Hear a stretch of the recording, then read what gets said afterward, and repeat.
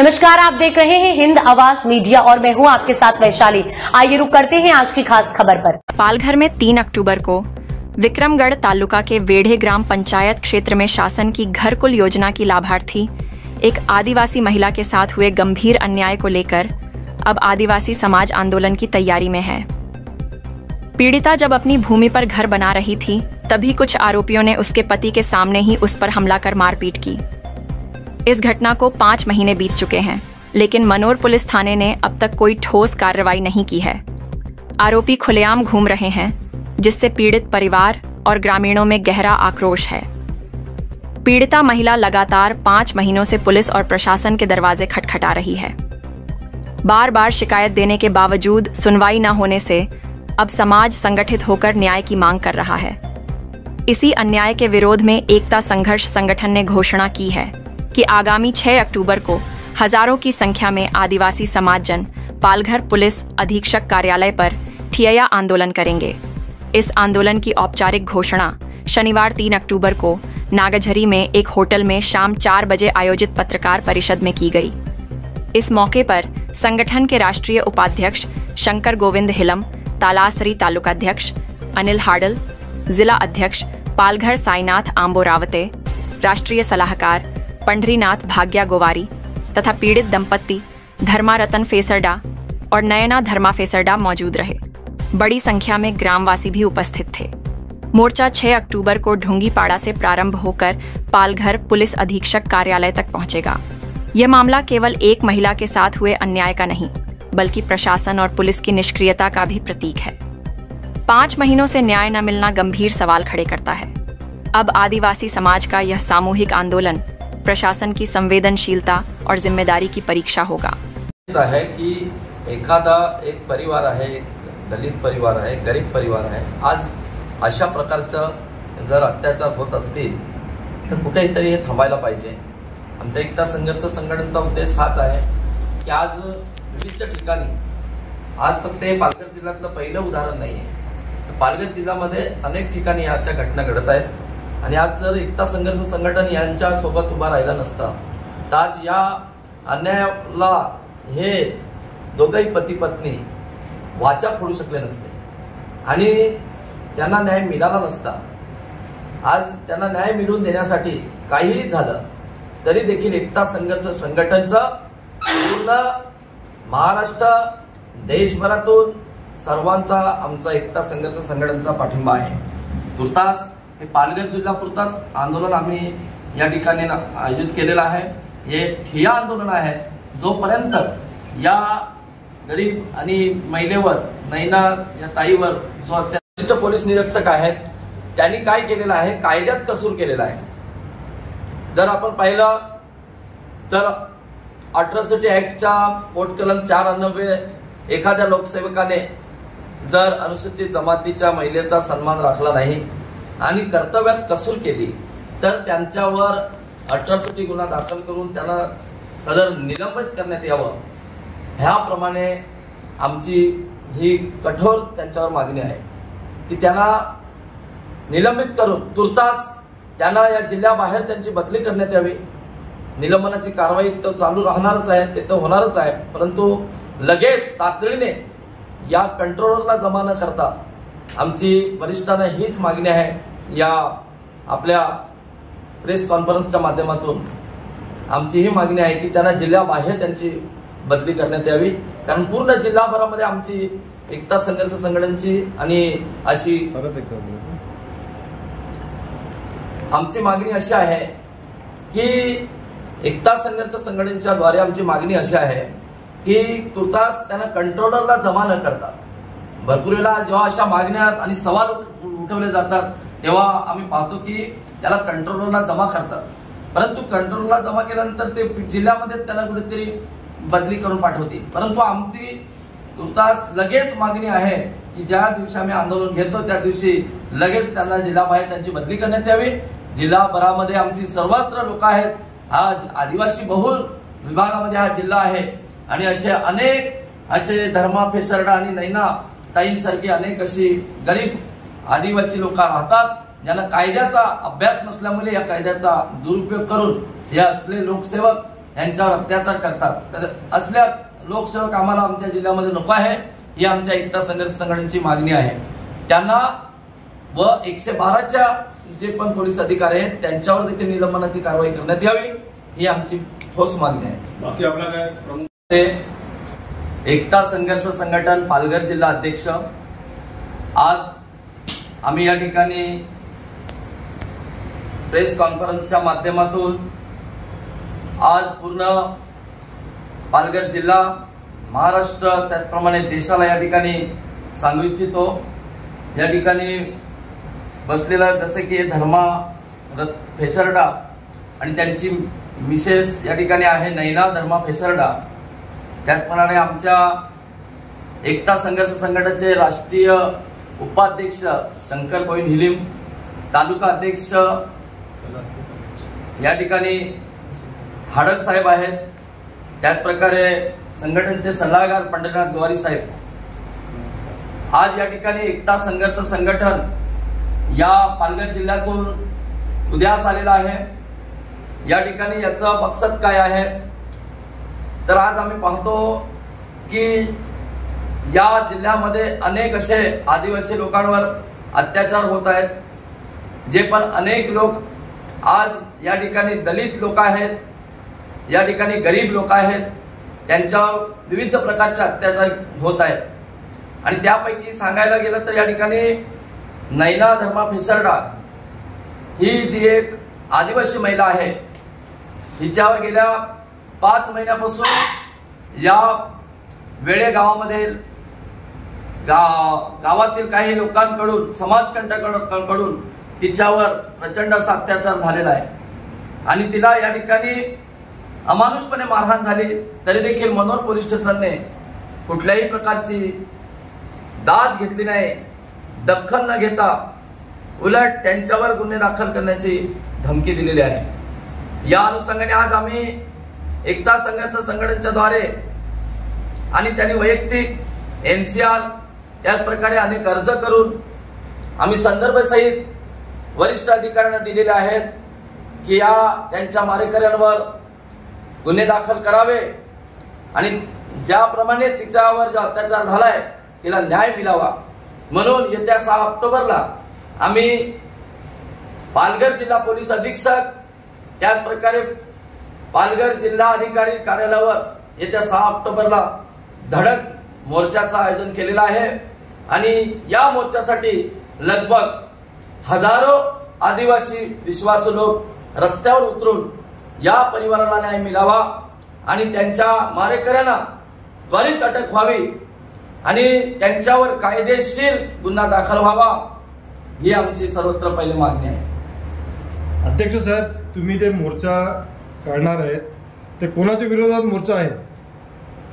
आम्ही जो मोर्चा काढतोय तो सदर मनोर पोलीस स्टेशनच्या विरोधामध्ये मोर्चा काढत आहे. जसे की मनोर पोलीस स्टेशनचे PI रणवीर बैस साहेब, ज्यांच्याकडे इन्चार्ज आहे ते वरिष्ठ आहेत आणि त्यांना कित्येकदा आम्ही विनंती केली एकता संघर्ष संघटनेच्या वतीने की साहेब, या एक आदिवासी महिलेला, गरीब महिला आहे आणि हिच्यावर खूप अत्याचार झालेला आहे, तर तुम्ही त्यांना न्याय मिळवून द्या. पण त्यांच्याकडे त्यांनी आपलं कर्तव्यात कसूर करून जाणीवपूर्वक, ही आदिवासी महिला आहे, अनुसूचित जमातीची महिला आहे म्हणून जाणीवपूर्वक दुर्लक्ष केलंय असं आम्हाला दिसून येतं. आणि म्हणून मनोर पोलीस स्टेशनच्या विरोधामध्ये मनोर पोलीस स्टेशनचे वरिष्ठ पोलीस निरीक्षक रणवीर बैस साहेब, त्याच प्रकारे त्यांना मारहाण होत असताना त्यांच्या गावामध्ये जेव्हा 112च्या गाडीला कॉल केला, 112चे जे लोक होते, जे पोलीस अधिकारी होते, त्या ठिकाणी त्यांना जेव्हा पाठवण्यात आलं मनोर पोलीस स्टेशन कडून, धर्मा फेसरडे यांनी फोन केल्यानंतर पोलीस त्या ठिकाणी आले, परंतु त्यांनी कुठल्याही प्रकारचा त्या ठिकाणी दखल न घेता उलट त्यांनाच धमकी दिल्या, त्यांनाच त्या ठिकाणी दाबण्याचा प्रयत्न केला आणि त्यांना कुठल्याही प्रकारची मदत न करता त्या ठिकाणी एवढी मारहाण झाली असताना पण त्या ठिकाणी ते सोडून गेले. ऍक्च्युअली त्यांना त्या ठिकाणी घेऊन जायला पाहिजे होतं, त्यांचं कर्तव्य होतं आणि त्यांचे MLC करायला पाहिजे होती. पण असं कुठलाही घटना त्या ठिकाणी घडताना दिसली नाही. त्यांनी कर्तव्यात त्यांनी देखील कसूर केलं आहे तर त्या 2 पोलीस अधिकारी जे 15 ऑगस्ट 2025 रोजी आम्ही पाहतो की ते पोलीस अधिकाऱ्यांवर देखील गुन्हा दाखल व्हावा, त्यांच्यावर देखील निलंबनाची कारवाई व्हावी आणि रणवीर बैस साहेब यांच्यावर पण निलंबनाची कारवाई व्हावी, कारण त्यांनी जाणीवपूर्वक एका अनुसूचित जमातीच्या महिलेवर दुर्लक्ष केलेलं आहे आणि तिला न्याय मिळाला नाही, म्हणून हा मोर्चा आम्ही आयोजन करत आहे. जे तुम्ही ते मोर्चा तुमच्यासाठी काढणार आहेत, ते कशासाठी आणि का काढणार आहेत? काय झाला तुमच्यावर अत्याचार ते जरा थोडं सविस्तर बोला जरा. माझे नाव आहे धर्मा रतन पेशरडा. राहायला मी वेड्याला राहतो, वेडेगाव, तालुका विक्रमगड.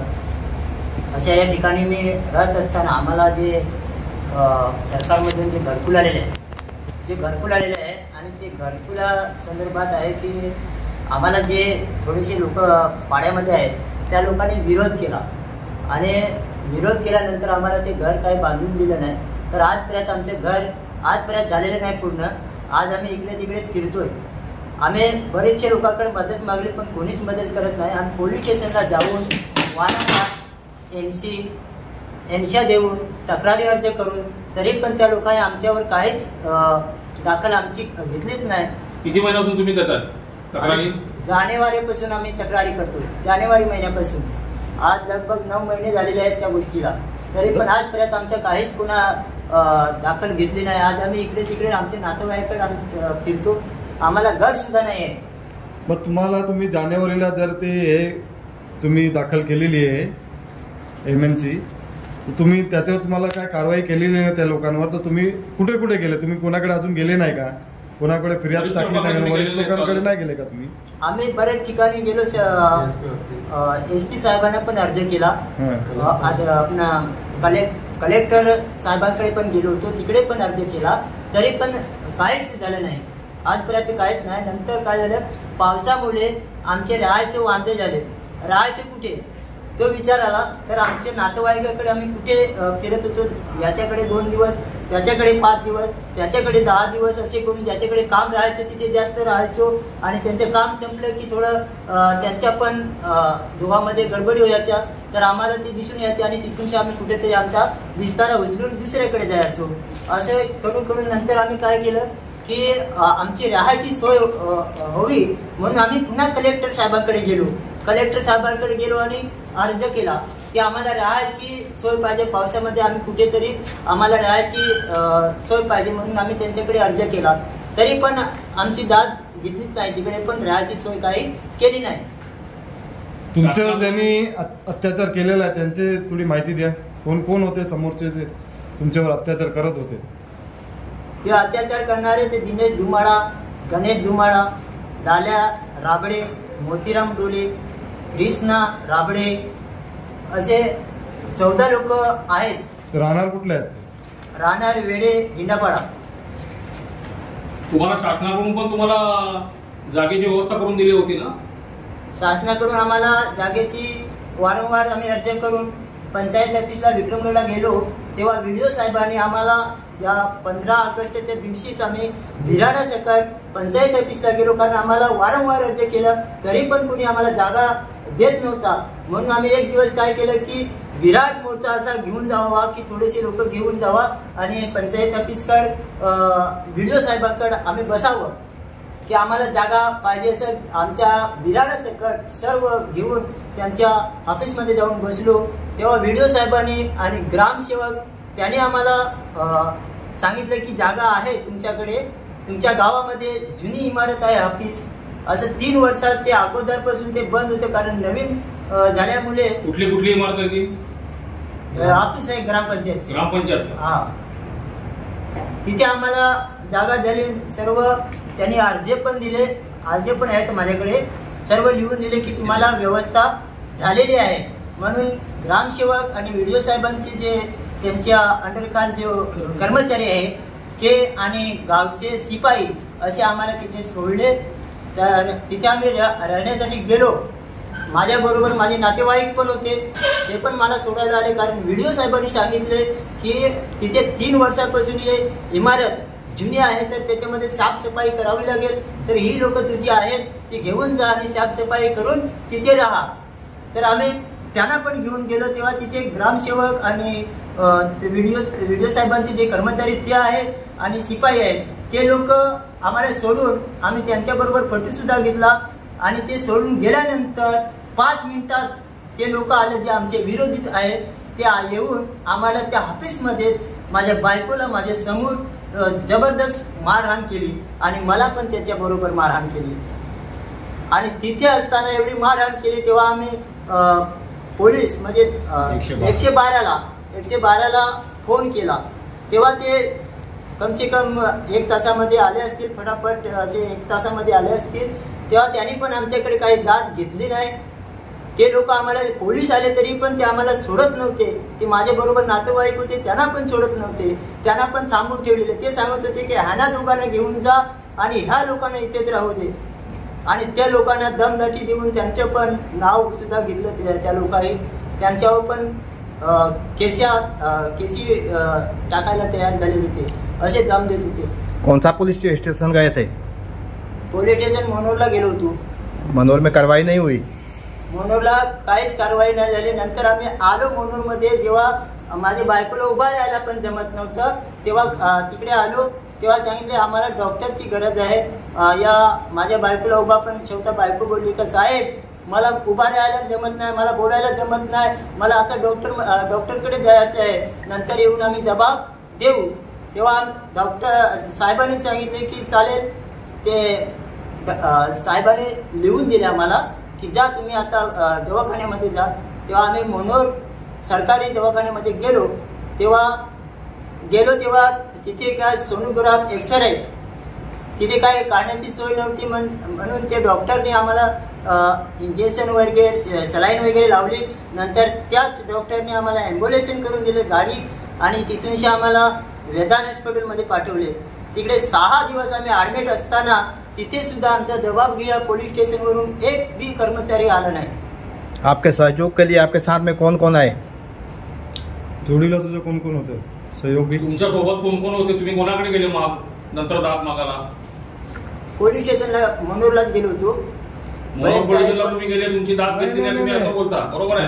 नंतर तुमच्या सोबत जो सहयोगी कोण कोण होते तुमच्या जोडीला? नंतर तुम्ही कोणाकडे गेले परत? मग नंतर आम्ही तिकडे दाद घेतल्याने दवाखान्यात आलो. दवाखान्याचे आलो नंतर आमचा विचार चालला की आमच्यावर गुन्हा दाखल केलेला आहे असं कुणीतरी आम्हाला सांगितलं.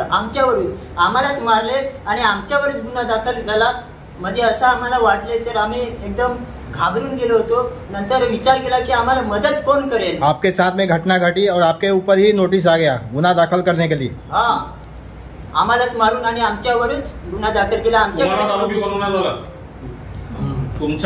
तुम्हालाच मारहाण केली आणि तुम्हाला आरोपी बनवण्यात आला का? हा आमच्यावर गुन्हा दाखल करण्यात आला. नंतर आम्ही घाबरून गेलो आम्हाला आता मदत कोण करणार. तेव्हा सांगितलं की एकता संघर्ष संघटना अशी एक आहे तर त्यांच्याकडे आपण जाऊया ते आपल्याला मदत करतील. आणि त्यांच्याकडे गेलो की आमची पूर्ण कहाणी त्यांना सांगितली. तेव्हा ते सांगितले की आम्ही तुमच्या बरोबर आहेत आम्ही तुम्हाला मदत करू. आज पण ते आमच्या बरोबर आहेत आणि ते मदत करायला तयार आहेत. आणि आम्हाला आता उत्साह आलाय की खरोखर यांच्या माध्यमातून आमचे काहीतरी कार्य होईल असं आश्वासन आहे मला. भाई तुमच्यावर जे अत्याचार प्रकरण घडलेलं आहे त्याचं तुमचं काय बोलणं आहे? याचं तुमचं काय म्हणणं आहे? मला असं म्हणजे बोलायचं जेव्हा आम्हाला घरकुल आले ना जेव्हा घरकुल आले ते आम्हाला ते आमच्या गावातले विरोध आहेत ते वारंवार माझ्याकडं वर्गणी मागत होते. कसली वर्गणी? वर्गणी मागत होते ते कसले मागत म्हणजे गावदेवीची वर्गणी मागत होते. तर मी बोलायची काय मला योग्य नाही मी करत नाही मी द्यायची नाही असं मी बोलत होती. तरी पण ते मी त्यांना प्रश्न केला का म्हणजे कसले म्हणजे पैसे पाहिजे तर सांगायचे तर कसले पैसे तर वर्गणी पाहिजे तर वर्गणी मी देत नाही मी त्यांना बोलली तरी पण नाही. मग तोच मुद्दा घेऊन ते आम्ही घर मोडलं तेव्हा तोच विषय घेऊन मुद्दा घेऊन ते आम्हाला घर बांधून देत नाही. तुम्ही शासनाचे लाभार्थी तुम्हाला घरकुल मिळालेलं आहे का? हो 1 हप्ता पण आम्ही काढलेला आहे आणि दुसरा पाया बांधून झाल्यावर हप्ता भेटतो आम्हाला तो पण हप्ता आमचा थांबवलेला आहे. कारण आम्ही इंजिनियर आहे त्याला पण आम्ही फोन करून सांगितलं का आमचा पाया बांधून झालेला आहे तर हप्ता द्या, तर ते बोलायचे काय तुमच्या गावामध्ये ते विरोधात ते म्हणजे काम थांबवलेलं आहे त्याच्यामुळे आम्ही देऊ शकत नाही असं बोलत होते. असं त्यांनी लेखित मध्ये दिलेलं आहे का त्यांनी उत्तर? तुम्ही लेखित मध्ये घेतला का असं उत्तर त्याचं इंजिनियर कडून? तर आम्हाला या ठिकाणी एकता संघर्ष संघटनेच्या माध्यमातून मी आपला शासनाला सांगू इच्छितो की ज्या आमच्या मागण्या आम्ही आज सविस्तर या ठिकाणी मांडलेल्या आहेत, ह्या मागण्याची दप्तरी नोंद करून आम्ही जी निलंबनाची मागणी केलेली आहे ही आमची मागणी आहे, पण तुम्ही कुठल्या प्रकारची त्यांच्यावर कारवाई करणार आहात या मी आजच्या या बाईटच्या द्वारे या प्रेस कॉन्फरन्सच्या द्वारे शासनाला या ठिकाणी मी विचारू इच्छितो. आणि या ठिकाणी तुर्तास या ठिकाणी मी थांबतो. या ठिकाणी नैना धर्मा फेसरडा यांचा जो एक प्रमुख मागणी आहे जी की आम्ही बघतो की त्यांच्यावर जो अत्याचार झालाय त्यांना न्याय तुम्ही देणार आहात का आणि त्यांना न्याय मिळावा ही तुर्तास आमची मागणी आहे. आणि जोपर्यंत त्यांना न्याय मिळत नाही तोपर्यंत आमचा जो काय त्यांना पाठिंबा आहे आणि आम्ही जे काय करणार आहोत ते तुमच्या समोर मी या ठिकाणी बोललेलं आहे. इतके बोलून या ठिकाणी मी आज तुर्तास या ठिकाणी रजा घेतो. जय हिंद, जय महाराष्ट्र. अब तक के लिए इतना ही. वीडियो को लाइक और शेयर करें और चैनल को सब्सक्राइब करें.